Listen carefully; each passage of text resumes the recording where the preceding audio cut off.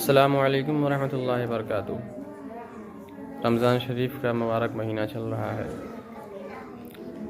اکثر یہ دیکھا جاتا ہے کہ لوگ صحت مند تندرست ہوتے ہوئے بھی روزے کو ترک کر دیتے ہیں۔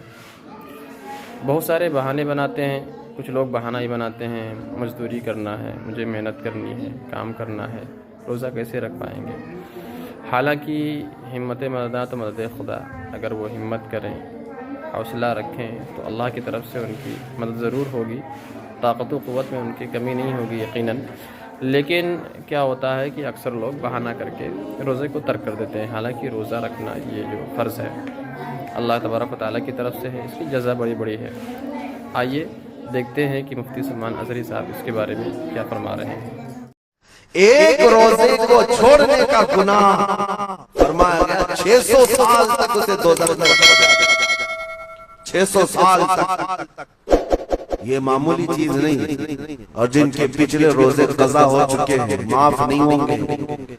تھپڑ مار لیں گال پہ، توبہ کر لیں، معاف نہیں ہوں گے۔ توبہ تو کرنے کے ساتھ ساتھ قضا بھی کرنا ہوگا۔ جب موقع ملے سال بھر میں اپنے چھوٹے ہوئے روزوں کو واپس کرنا ہے۔ ایسے ہی مزید ویڈیو دیکھنے کے لیے ہمارے چینل کو لائک اور سبسکرائب کریں اور اس ویڈیو کو آگے شیئر کریں۔ جزاک اللہ۔